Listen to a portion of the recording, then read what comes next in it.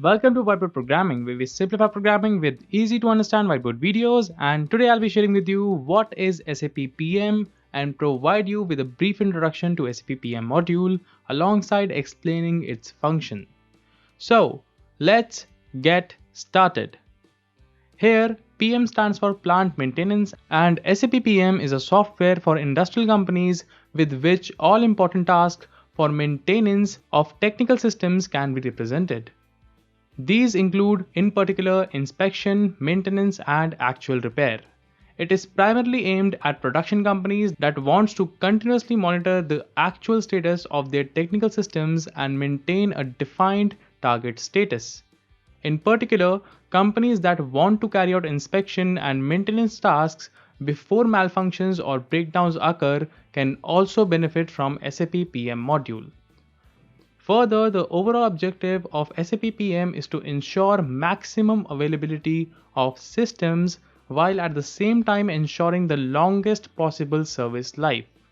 On one hand, this reduces downtimes, and on the other hand, expensive replacements are avoided or delayed. Next, let's discuss some of the important functional aspects of SAP PM. Number 1. Structuring and management of technical objects. Now, SAP Plant Maintenance works with the so-called technical objects which can be used to map and structure the existing plants in the system.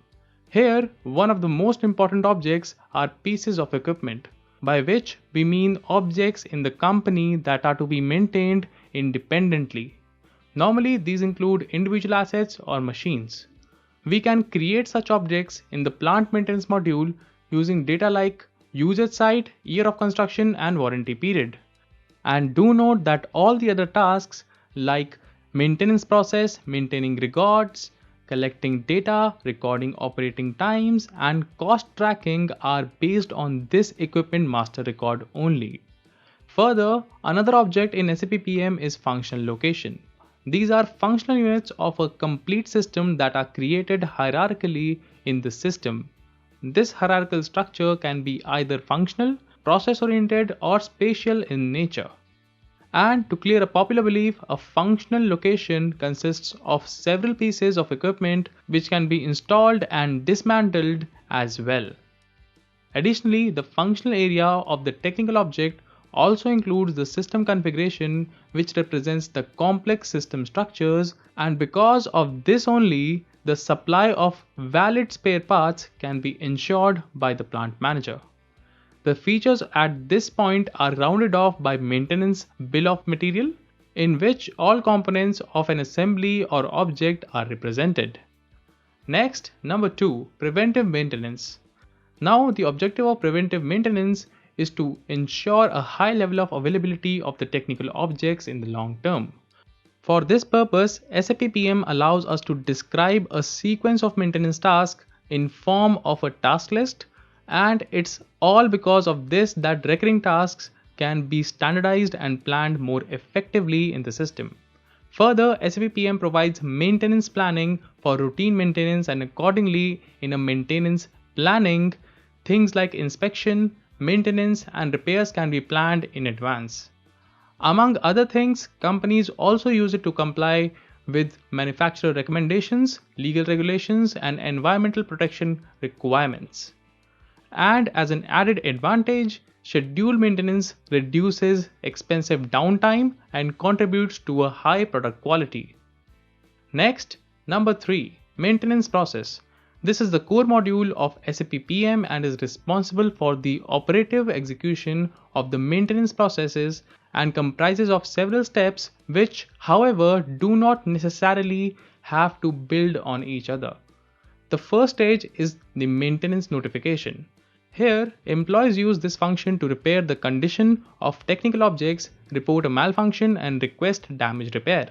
This is followed by the second step, which is the execution of the maintenance task.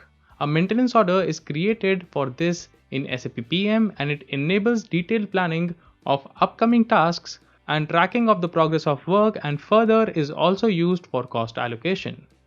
Moreover, if necessary, you can also use higher level capacity planning to determine which employees can or should perform which activities on which dates. Here, the processing status of the maintenance orders can be documented using confirmations. These can include, for example, the material used, external services used, and time required, etc.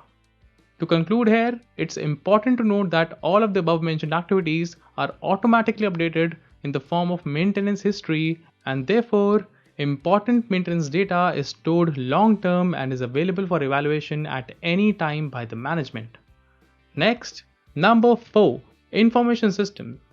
This SAP PM submodule allows us to support the monitoring, control, and planning functions of the plant maintenance cycle.